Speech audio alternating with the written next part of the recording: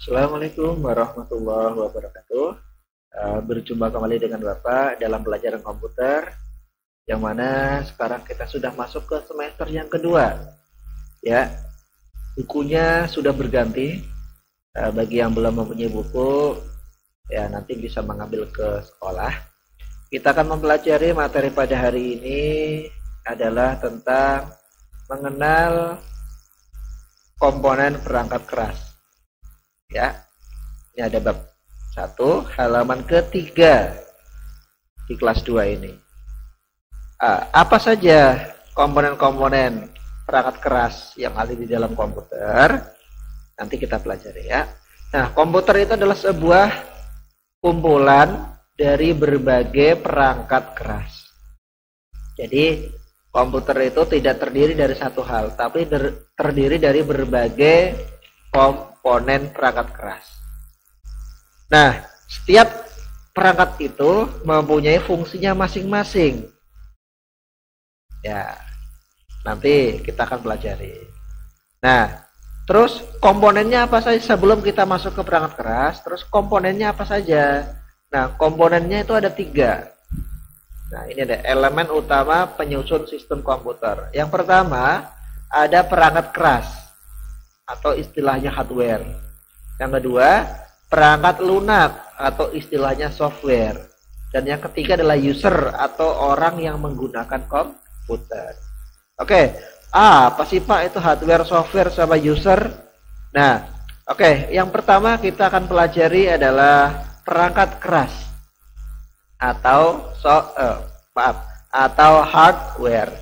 Nah, hardware itu mempunyai sifat yang nyata, kelihatan.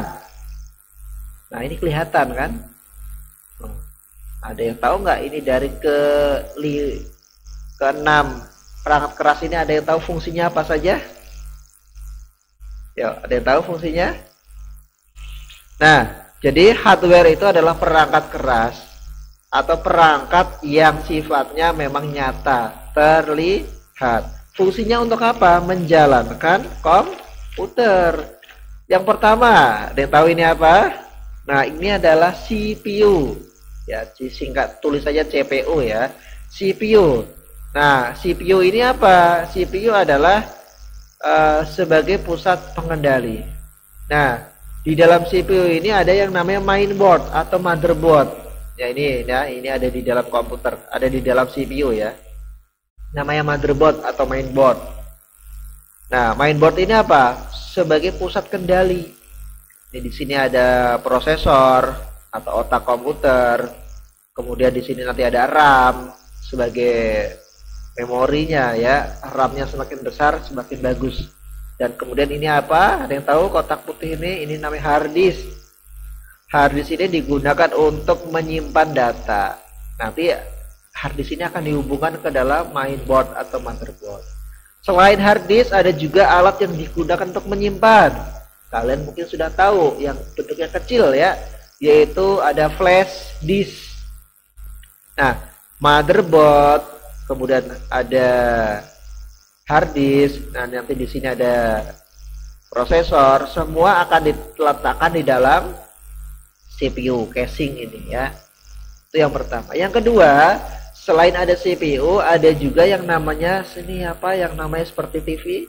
Nah, ini namanya monitor. Monitor digunakan untuk apa? Untuk menampilkan ya hasil daripada yang kalian kerjakan. Ya. Kemudian, apakah ada CPU monitor sudah bekerja dengan baik? Tidak. Harus ada yang namanya mouse. Mouse digunakan untuk apa?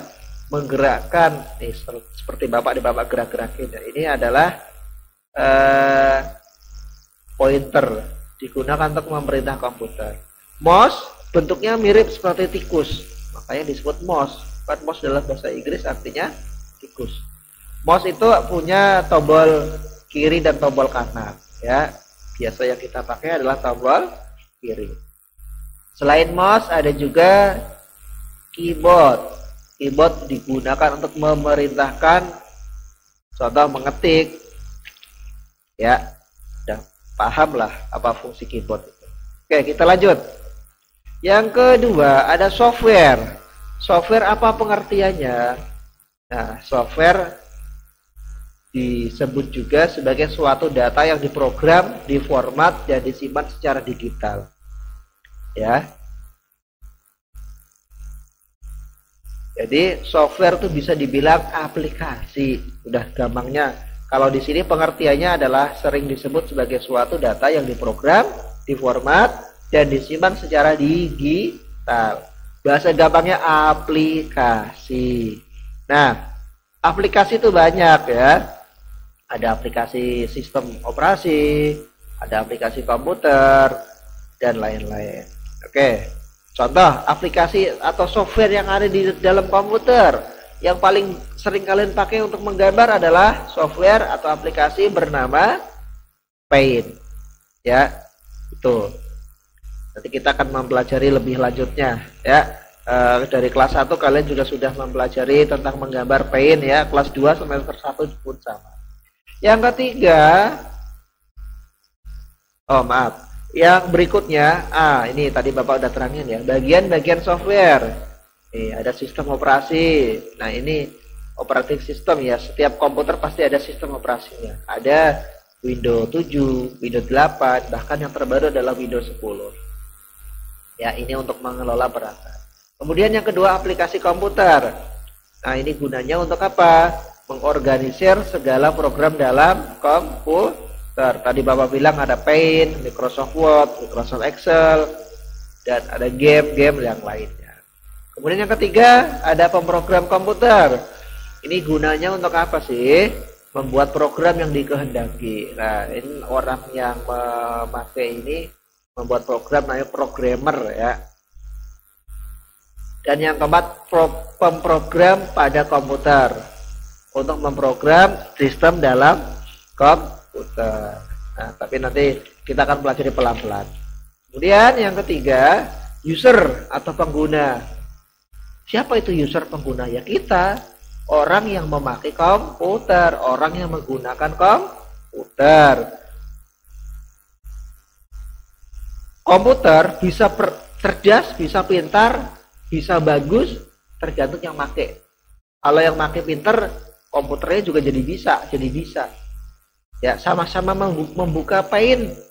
Antara yang bisa menggambar dengan yang kurang bisa menggambar, aplikasinya sama, komputernya sama, tentu hasilnya akan berbeda.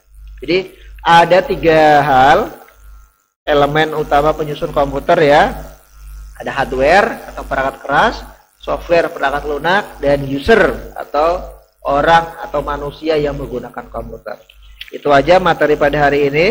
Tugas kalian adalah tolong dicatat materi ini. Ya, dicatat saja ya. Tugasnya Bapak hari ini belum kasih tugas menggambar atau yang lainnya. Tugasnya hanya mencatat, pindahkan saja ke buku tulisnya. Itu aja dari Bapak. Terima kasih. Assalamualaikum warahmatullahi wabarakatuh.